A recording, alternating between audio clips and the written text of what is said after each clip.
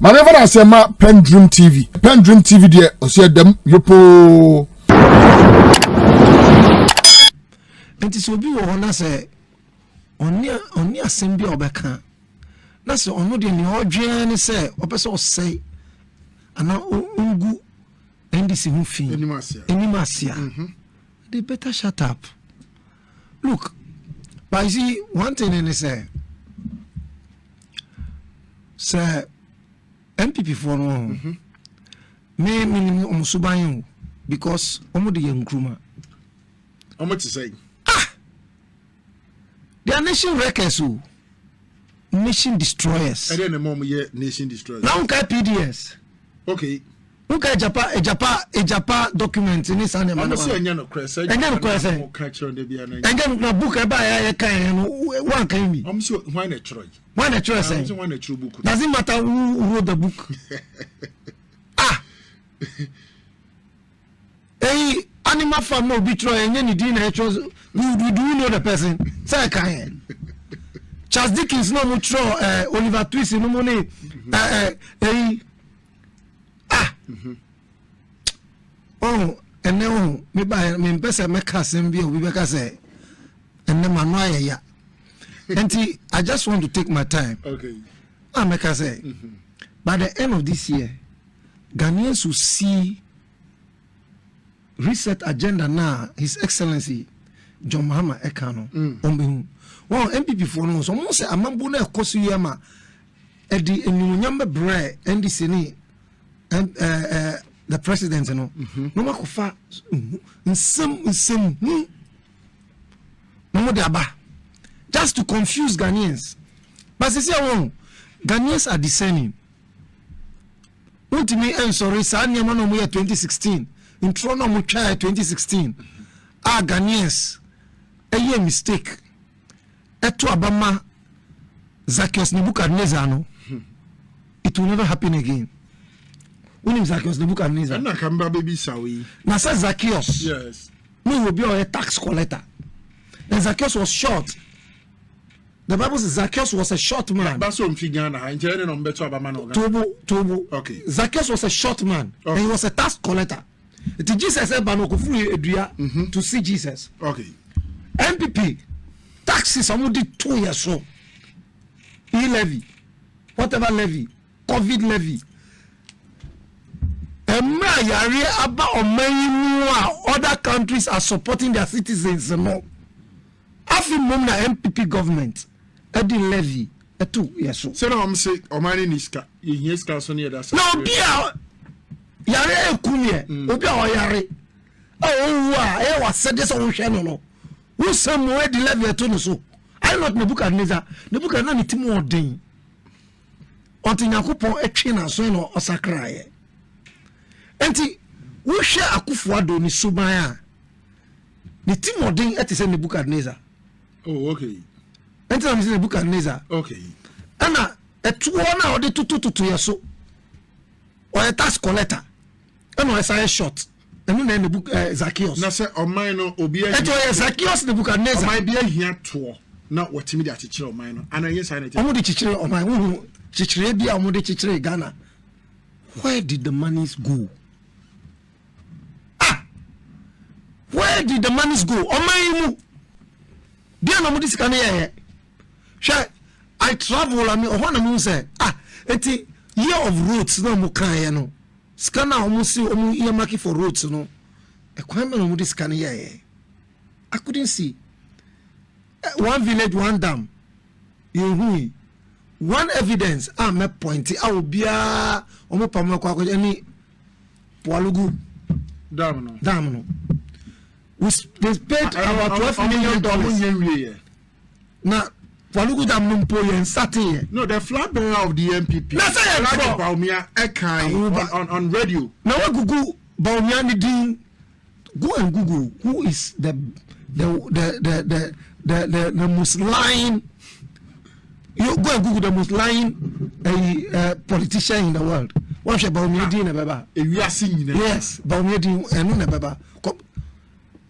Nanya ntro. Onu Bawumia say onu wa ye Yesu. Almost that was a strategic dam omu see and a parliamentary select committee on, I think, a agric also. On 2 and among a couple, yes, block mpu issue.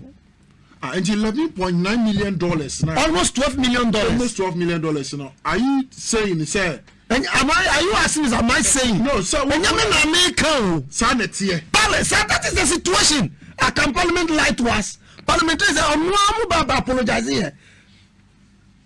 Someone sit down. Sana and I feel now Agric Ministry. Omuya was they want to put up because we are going to put up what the Trade Ministry. See tomato factory, you know, all those factories there, meat factory. Nisa Zoarungu, Nisa Wena are going to put all those things up to start working. Okay. And the good work now, Ministry of because of the reset agenda, the ministries are linking up. Okay. So Agric Ministry will facilitate the production of the raw materials. Trade Ministry will facilitate the processing of the raw materials. Okay. And they also look for what? Markets. Okay.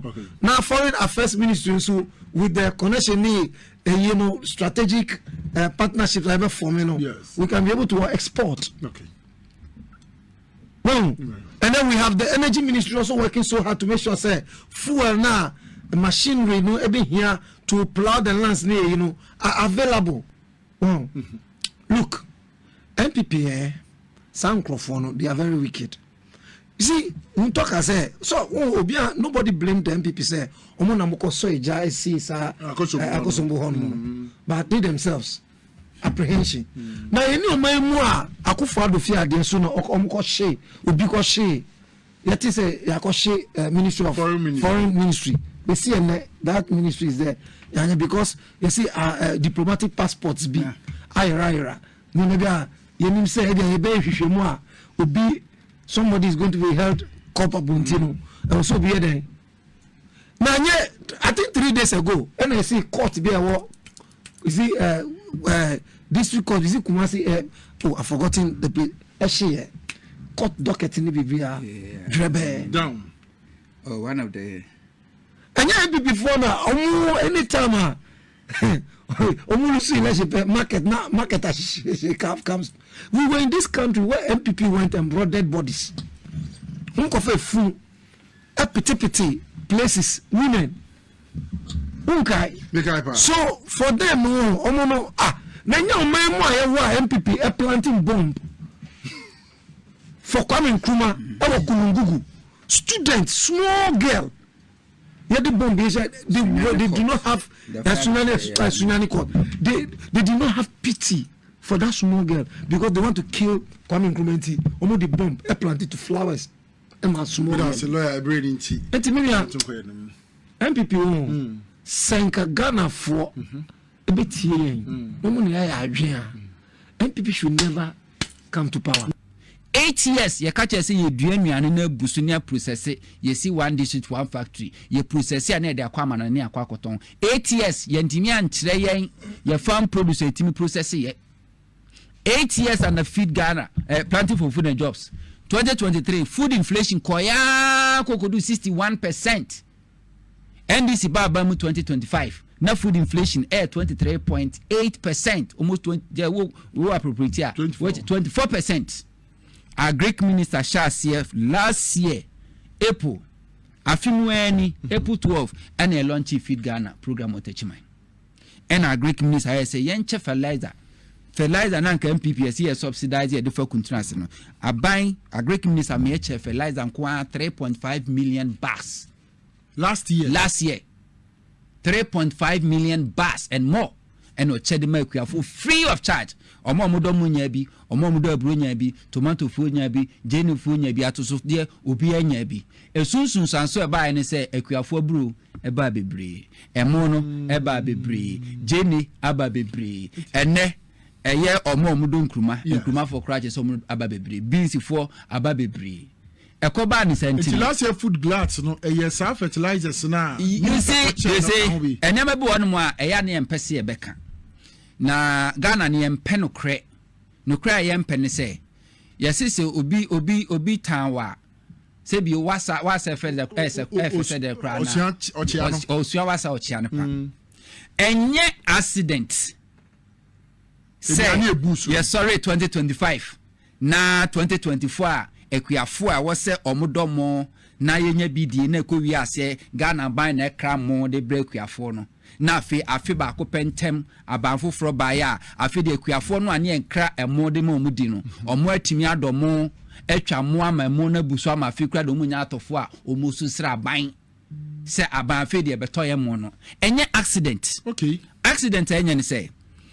2024 wa pe bia kona ko check fertilizer MPK 50 no wanya no fokura o market na 600 Ghana cedis MPK fertilizer 2024 even 2025 beginning of 2025 Prime Minister fertilizer free na 600 on the market enti busa sekue ni ti sekue ni awado abro 1 acre so kase o the fertilizer eguso a sa 1 acre one hia ko be hia more than 2 or 3 bags Equiafodo was saying, and that's close to 2,000. Yes, Equiafodo was saying a bit matter fertilizer. And Tianfan say Quianino, ever brufu 20 acres. That's the 20 acres. So the infants or the 1 acre fertilizer 1 bag big 1 acre. So be here 20 bags. 600 times 20. Checking away. That's a Sikabu Bruja 12,000 Equiafodo doesn't know me. To say Quianino, or bedoki to Ebi. Nemo Musa fed the Abana man fertilizer free no him. Kwianine mono wabiemu de odo jeni wabiemu enti side ane na ebuso no enye se bio accident say if you David wenya magic something that the ministry worked for because what me fertilizer na nkakwiafo ntumi nto na abanyaba within 1 year etimi ache fertilizer 3.5 million bags of fertilizer ye de makwiafo Peasant Farmers Association for Bejomo de almost all the farmers unions say Ghana or Chebi mam ebinumnya 10,000 bags, ebinumnya 20, ebinumnya 5,000, 2,000. Mianka sanka se kuafo dato sidie. So mosime bua kuafo amudato sidie wa shaman. Trasaku honum. Enemo amuwo adenta eye aviation land. Enemo amuwo eye kwabinya. Mo amudo honum no. Minister mekoye program. Yes. And Equiafono no appeal to the minister. Minister the fertilizer bags mark 2,000. I know the ma'am and I'm the camera see so. Ye free Equiafono ye body near you fertilizer there. Ma so I make Equiafono se me boa. Mon friends issue. That will be a year now. Me say Ashaiman. Trasaku. Yes. Adenta. A year aviation land now. Yes. And now free Equiafono more kwabenya. Okay. 2,000 bags of fertilizer free of charge. Miankasa de fa me minsa mo amede koma akuafo minister ma amede koma mo no enti enye mistake na sanse na minister nim de besi na aban nim de besi enti no aban no aplan nyama bebre na emum ebebu aban no so aban ne ba ya 2015 and was share National Food Buffer Store Company so mo nhyase na mo warehouse sa access nyina omo renovate na omunsha sensi afoforo okay because na ban him de besie enti na me no ka say first time in the history of Ghana National Food Buffer Store 2024 na omudie eye food suppliers foka a omuntimi ntua omukobo dompem na ha na this kind grocery bio madam ase eye de ode peno first time in the history of Ghana since 2010 I established a National Food Buffer Store Company afi etwa mu President Mahama Miyama omo 300 million Ghana cedis and echo all the 16 regions omo warehouse aduane ayema ebro emo gari ayema omo nya babi mfa nwu afi kra de omo stre private owners omo mo warehouses so omo mfa emfem omo no mo nto aduane no emfa nkuguo omo nya babi first time in the history of Ghana last year 2025 National Food Buffer Store Company etimi nya mfaso over 97 million Ghana cedis company na egu under MPP omutimi ntua food suppliers ka afi etwa mu 2025 mfaso munya ye no first time I'm telling you first time in the history of Ghana National Food Buffer Store Company etumi ato cars ediama all regional directors and office of all the 16 regions what to brand new car tier rubber brand new cars ediama omudidi juma first time in the history of Ghana okoko he juma fo na e National Food Buffer Store Company increase by 50% and more. First time in the history of Ghana juma fo ye juma National Food Buffer Store Company enu 20th no mo salary na eko about that first time in the history of Ghana and local secondary schools ahodoa enuane no Oma Pakia Nano CEO and National Football Fast Company George Abredu too. Also Okoto. Oko schools ni bi anuane no chese anuane ni ehwa ma omunye baby kura mfa anuane ni ngu. Secondary schools are 2024 yetimi shutting down because aduane ni and aduane na busu am omunye baby kura mfa anuane. Until you can say Ghana hey nya dia. Ghana ha na esi obi osi otrofo no se me dance ni wa abrochiri. Na anu ya onimonyamfo Peter Boam otukono. Also Okoto and to Oko National Football Fast Company or original warehouses in Ibi. Uko on Facebook about Symphony go. And more ya paki go on and yard ketwa. And National Football Fast Company, first time in the history of Ghana, your National Food Reserve. You didn't see, say natural chem, I mean, fasa natural chem to my Ghana. Nebe here, send nad mufo de Dianebe qua. A bedika for National Football Fast Company. Yes. Ebe ye Diania Bose, ya bag, ya branded no, National Football Fast Company, and a debako cane, na sanswa, ya you should be baby ediaba. This is on my just 2024. Wow. Now you say Adriani from ECOWAS in Yedi. This is on my 2024, near Cramon, near the America for Eddie. Less than 1 year, Abanfo for buy this association money for Erikopokunsa. After 1 year, and food inflation, and I'm saying 2.1% from 23.8% almost 24% in 2025 January. Yes. January. And now because it's about 21%, 20 or 23%. 2.1, yes. 2.3%. Inflation, food inflation. Apart from first time in the history of Ghana, etimenya aduane ediesie. First time in the history of Ghana, afedie Ghana kuafo a sebi omodo omo ana aduane boaye de na aban mom epa omo chese omo nto omo aduane so no. Ena kuafo no mom na epa aban chese aban bra beto ye aduane no efa emayen. Se di aka eye processing. Nti obehwe a afiesi mu no Minister, most of the MOUs no contractor was saying na yenyumeku a omo ba besi processing plant de ba beda ni nuane nani. Oko Minister of Food and Minister of Trade omo so ahase omo yesa adwuma no. O hwe eye yenua Erika J aso ye na odi ho ase. Omo ya teto omo no fa no ebekọ agro processing. Omo kwa akoye nyuma a ebetimi adane dane nuama nani. Said ye be ya te say kuafo mu ye bu.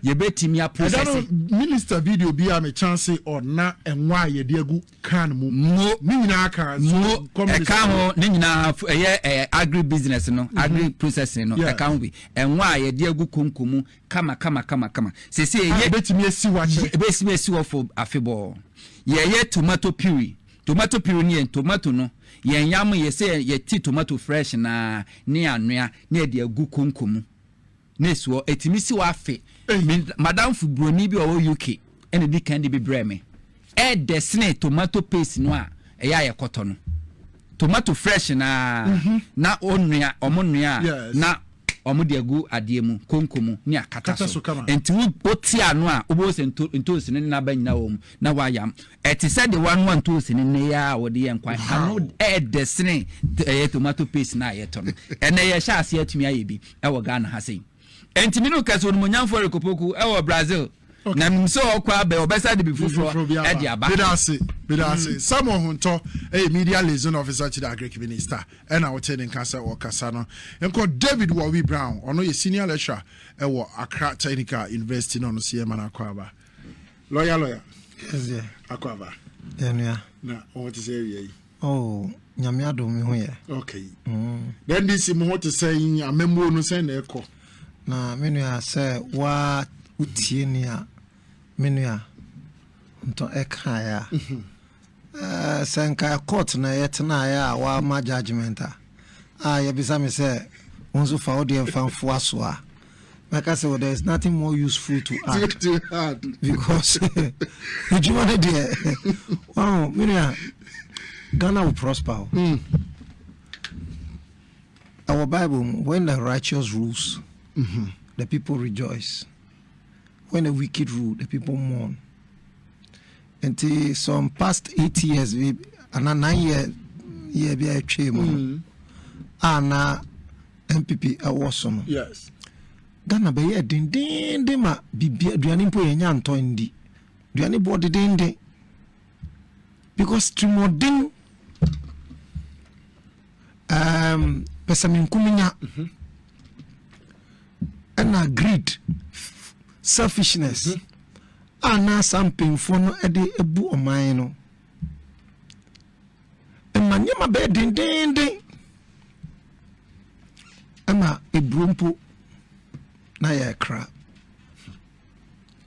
Omo be ye some propaganda bi se o body aba broso ama omo se sa body be gu eno na nka me be ka that time the minister for agric akoto akoto say so the body be gu now cause sa body be gu akra be no politics so obi I mean nobody will mind you now no you na move fun sika so mo dey presidential bid amode primaries ni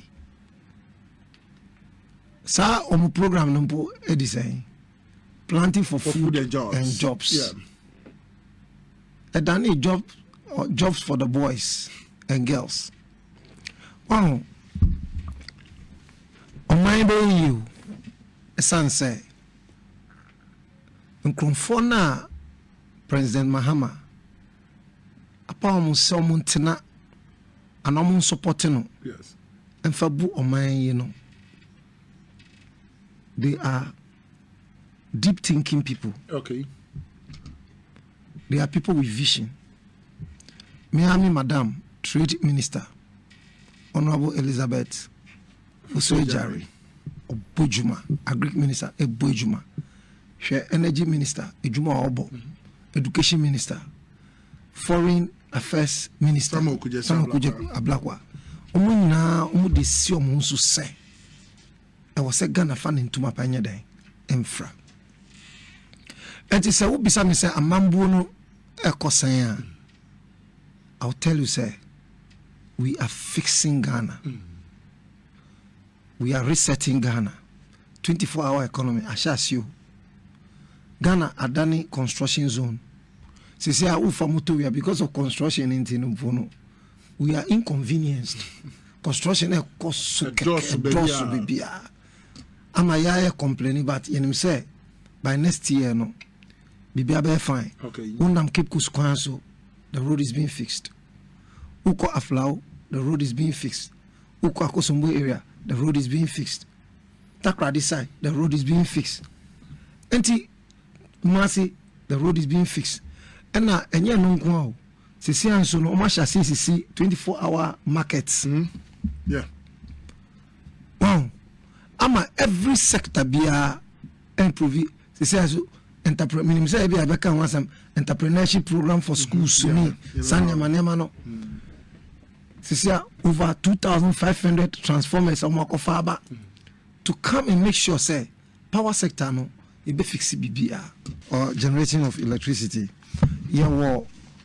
Generation BBR VRA, yes, independent power suppliers and bui power no generate.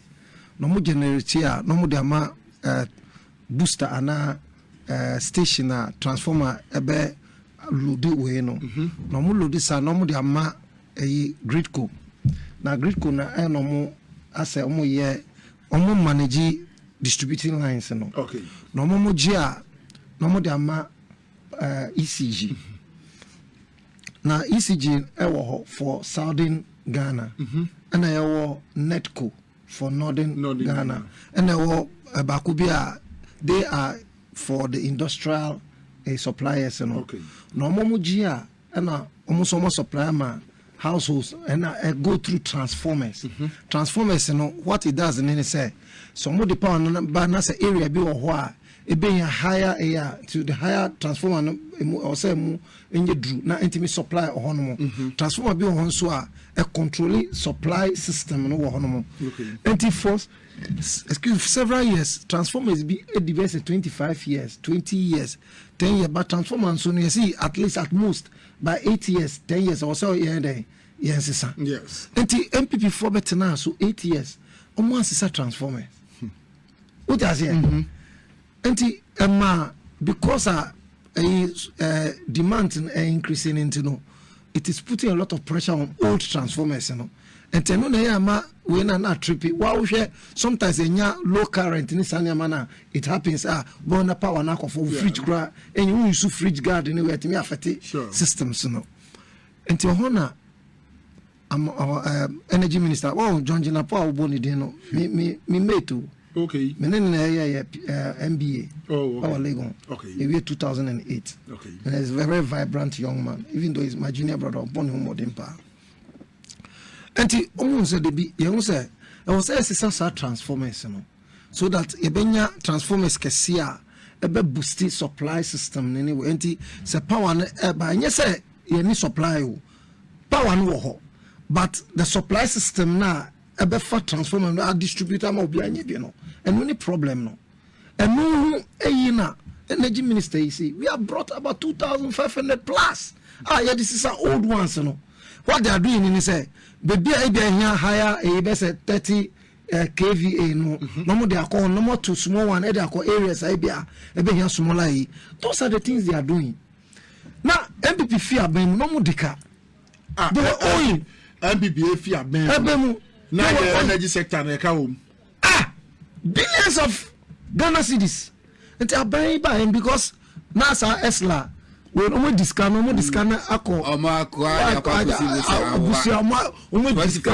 yes. And to buy and I say no, we need to pay those monies. So they've paid all arrests now before month never end all power supplies you see, okay. And say because the energy sector in Ghana now it is being managed properly to the extent say challenges are facing and yet the generation problem. Okay. It is a distribution problem. Okay. Generation problem is like here 200 megawatts. Now we are generating only 180, but that's not the situation. We are generating more than in here. But so we generate also we supply. Okay. I say we here Duane for party.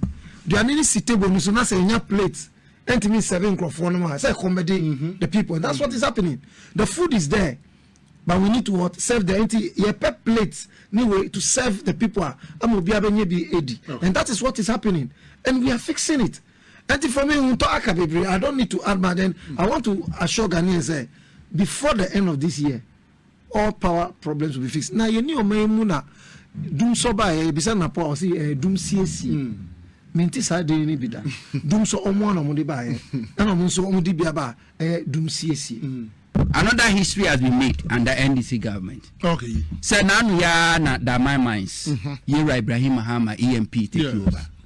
And ne omu gold o medical to the first gold o ma ahoro. Omo de akoma gold board 100% gold board net omu gold nyina. Wow. So kaneno gold fields o se hwan yo Anglo Gold Ashanti o omo de gold no bekwa ma no ne no ma kwa koton no ma gisika no no ma di wo ho. Ti no man ni nyamfa fo ya wo so. Ibrahim Mahama ene gold nko adaka makomako enan asenu.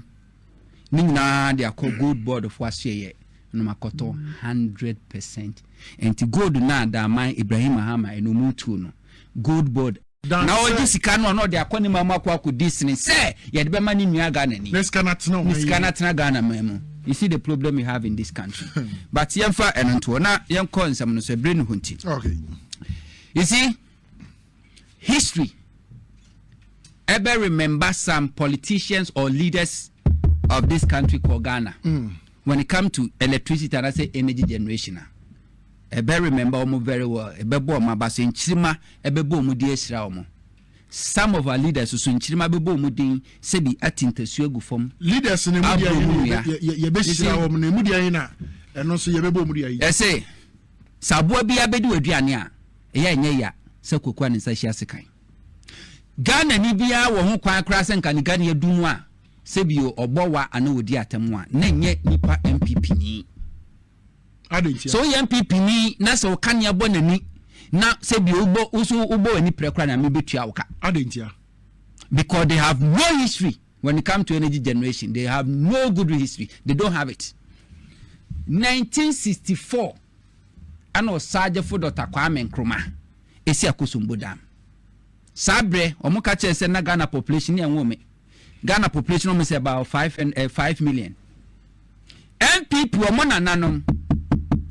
Echo World Bank eka say Ghana kitwa we na kosi akoso bodam kakraka we ya de energy ni ya de beboro so nti sa excess energy capacity no politics na NPP ya nene.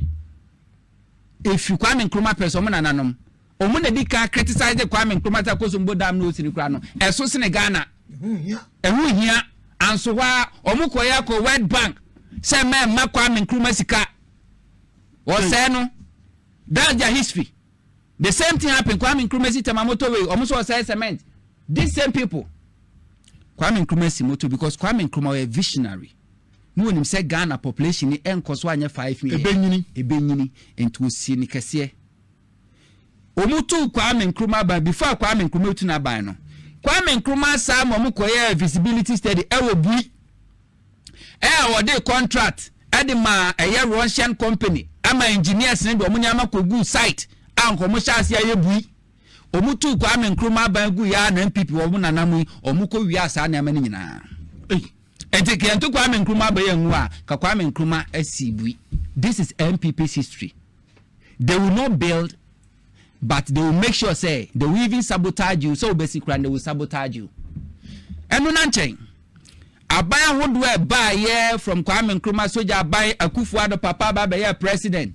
MPP for say JB Dankwa omu friend say Buzia omu si Buzia ni nyansa enti Buzia wu ye kra no abrofo no be fa na dwen eko testing say na dwen ti say because woni nyansa Buzia ni nyansa nyina wanfa 1 kilowatt anka national grid ho Akufo-Addo papa wanfa 1 kilowatt anfa anka national grid ho ebaya ba beto Rollins buy no so okay. Die Kwame Nkrumah ye ni ano nso ko fa thermal plant de bai ti Kwame Nkrumah na Rollins introduce aboaze thermal plant okay ene e sha afi ye generate ye nkonko ye hydro nko a the Rollins ye no kofo ba ye wo se woto aso no ene o ye se wo manage. NPP has always managed Ghana's energy situation. They have never attempted say let's fix it, this is the problem. No, because MPP mentality omo de babambia omo mentality say enye yen ye be Ghana ye tieneten ye. MPP, one of their ideologies and their mentality whenever they are in power say enye yen ye be Ghana ye into ono ba problem or how on solve it or manage party first. That's their mentality. And Kufo ba ya wasen ko no so toaso no wan toaso ena dum so sha say eba Kufo be so anwa na kofa toy generators Rekubrobe MPP Kufo appointee ono na describe generators and say toy generators ena Kufo kofa de bae anya ye afero si akosombo asofo mo nkona mo nkobọ mpae Daily Graphic Ghanaian Times de bia mo reporting kire Ghana for akosombo level enti se nkane na ma enyamia enyame na ntonsuo nsuo na awe nyame na ntonsuo Kufo kire so no ye bisa Akufo tabe Kufo ma me ano kasa ma Akufo MPP aban na omo friend bi no e de oboshi sai Kofi ye bisa ne say mo the timetable abadum so no be end da be o 31st September data any record any calendar data any calendar oboshi Kofi catch say dum so be end 31st September. Yes, so true no see me dancing in Wabrochri. Because no one say they have no plans. They were just doing PR. The bisa no 31st September. Chira me free say Nyankopon bo wi ase besi me. Ye wo day 31st September. September. Yes, was 31st September. Enti ye bu so aye twen say that 31st September ebeba na yes ovidum so. Ebe nso no ebeka afia makofu afira ba mu no say afido okobui. Ano kofa Ghana ye koko 150,000 metric tons edikosi awa wo China so the G-loan e de asibui okache se bui be ma 400 megawatts wanya nu even 30%. Professor Mills ene be wiye ene bui ma 250 megawatts ena Professor Mills be so mu oje Mahama tena so no hu say no problem na wo ho ne yeso so population grow na e grow enti e was here confront a challenge no near fixing once and for all ɛna Mahama gina parliament ka kyerɛ say this energy crisis I will not manage it, I will fix it. Wamfana no saa keke omo be ka kyerɛ say so we see hydra it will take you no less than 4 years. Even time it takes years. Mahama si die ne be ye ne yetimi aso ano ye call Turkey eko fa car pa edibai at the same time or their Mary ebai sankofa any snake or ma even son and asogri yeah or momo expand or capacity and before Mahama free abamu 2017 na wa double Ghana energy generation capacity no wa double no na Mahama the vision is say yenya kran we should get generation capacity of no less than 5,400 megawatt na ya exported the baburo so non call neighboring countries enti edubra Ghana population na egura here demand na ni age ade at the same time na invest enti na Mahama plan to recover the economy from a year 2014 a year century consensus no na e kan say be export electricity Edia ko neighboring countries Togo, Nigeria, Burkina Faso, Cote d'Ivoire, all of them no pay electricity. And think about near the dollars, near the stabilize the economy. Mohammed's visions was that. Ofra Bamu Akufo-Addo Yabuta ebaye. Yabuta baya was say Ghana population kakre ya kwa generation capacity over 2,400 the other excess energy capacity. Want it? Yeah. Some people can say excess. Yes. Umzo excess abroso. SS is near exported the cocoa jiska. Akufo-Addo nankasa no ton SS near exported the jiska yet or say abroso. So for 8 good years Akufo-Addo ni MPP anti ni anye investment bi say Ghana ye expand your generation capacity. We no abeka cho so no adwen wo man ho. For 8 good years wanya hwe 2015 ena can I say company is it energy or my certified energy commission omo de betu dwa say I was say afibia Ghana ye increase your generation capacity no less than 250 megawatt because population need grow and now the chain opa obeko site ya say na estate developer say na meto asase after 1 year obeko na micro first wo dan go nyina obi ehia electricity enti aban bia ba ya wa say this way investment 8 years of Akufo-Addo. And then she was generators and umpo went to me anye transformers and umpo went to me. For power be for national grid. Anka also me boa mo konko bisa Jo Amewu. Akufo-Addo the first minister of energy John Amewu. First 4 years of Akufo-Addo bisa ne say wo ba ye how many capacity generation capacity na the account. Was we having added any megawatt? Ampanampo ma de say woni mu akire me. Mahama and a car power by true of us. I'm married no the buy. Sankofa any and the kakan no the buy. Akufo-Addo 8 years the Akufo-Addo the buy. But I'm a say 1 month Fabia. A line party more political party. Akufo-Addo ni MPP record. Na post a energy minister. Ubisano and Kania Wansema no peja ne hwena hwewiem. No di watem. Na poni record no. Otumfu ate kokoso na nasante wonu ankasa ne ba wo so wonu ana tete napo penso edundum otumfu onka ne ama ne TV nyina sei otumfu ate kokoso be kan say we de me ankasa me ba me nana matete wo wa na ye energy minister nanso so nka ne adundum nti me TV nyina sei otumfu ne ka ye nyame kasa ne nkwan a si fridge mpo asai ne nkwan napo do de be ye de abu asante me che say asante ni say Mary no Mahama kofa de ba ya MPP opposition omo se eye krono ento omo ba mba hwehwemu no omo ba ya Akufo-Addo te a 30 member committee led by Philip Addison so monko investigate Mary na price no monte so omo ko Dubai kwa investigation nipa 13 no Mary no mko kwa investigate no oneti omo ticket omo hotel accommodation allowances Mary na de ma omo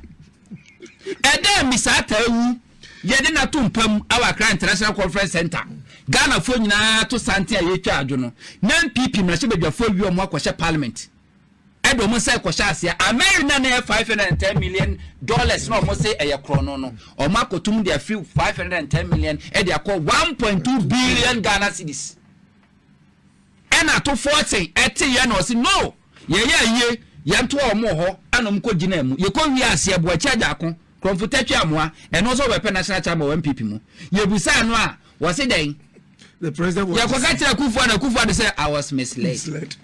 Oh yeah, that me. MPP record no. Na po record as a energy minister. Say yes sir enfidie no a Ameri no. Emfa free takrade. Ni emfa nko Kumasi. Ni record no.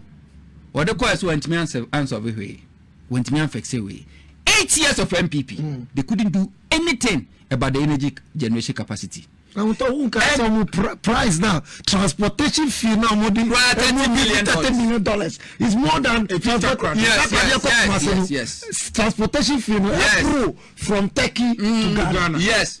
Nemusa se man share him fee cry kasi 2 man share him fee every Kumasi e dia akose bi o wa e be kose da macha $30 million. Napu records no. From Turkey to Ghana about 2.5 million. No? From Kumasi Takrade to Kumasi and that's how much $30 million. Transportation. That's how much it costs Ghana. MPP didn't do anything.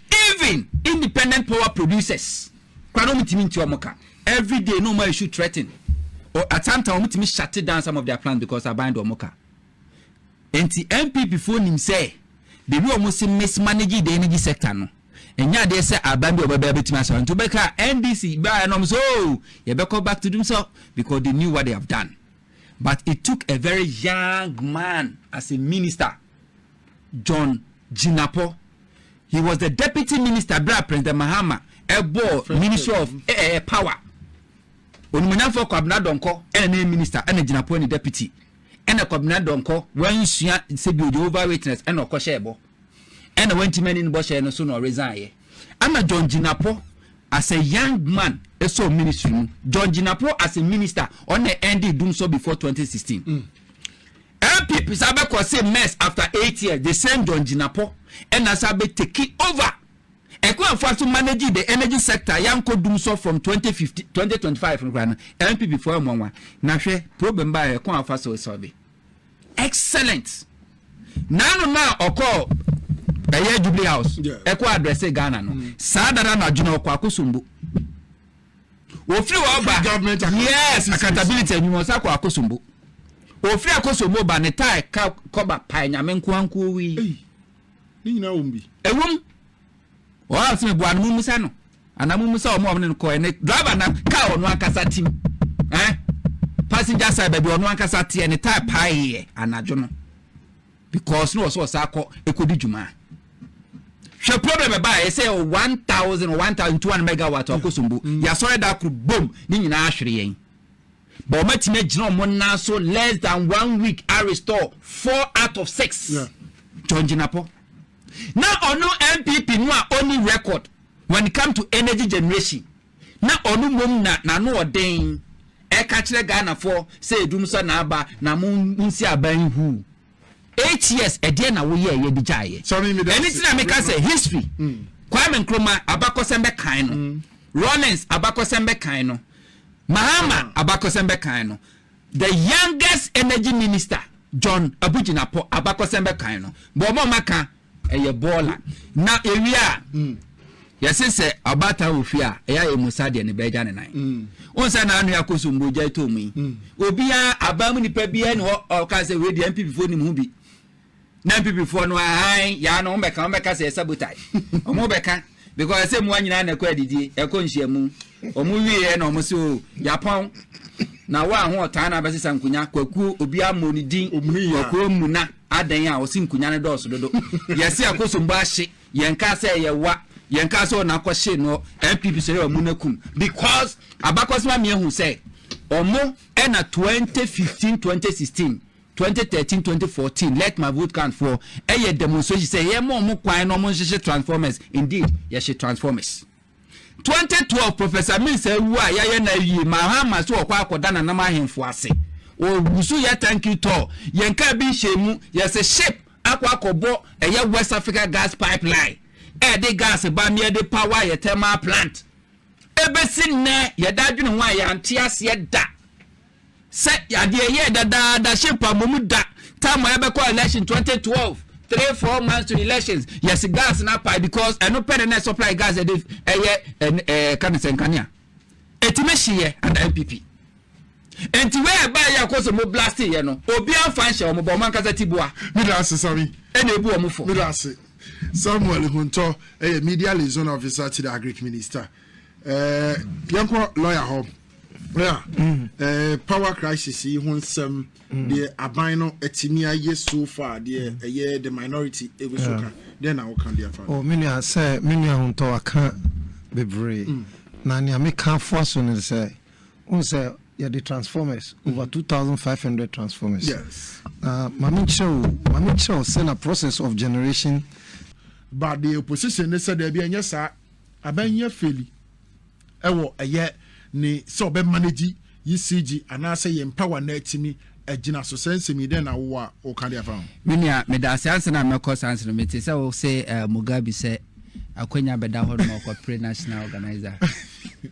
Say Juma no de ama on minia aketu anim enti me ha sa na Mugabe otie we sure yes sa commander of the airways Mugabe sa na otie from TFM afini nya so say pe ono ne nipo be dika tension edu say kwa kofa form sa Sami this time around you know ya tiabre me ha as Mugabe kofa form oh we national organizer ya tiabre jai na so bomusio kofa form adano be fa form na sada admission launch me campaign anti Mugabe I'll be the first to campaign against because enya na juma no na juma no dia ejuma obi a na juma oye yes ya jokum dis and wise na kono nya kwankwa anu ase yeni Mugabe as a party national executive for constituency or regional executive yeni Mugabe as a media personality uko Accra FM yenua otuda ko mami kasi mi chere mami chere wade bi with this my experience kakram wo this media ne contest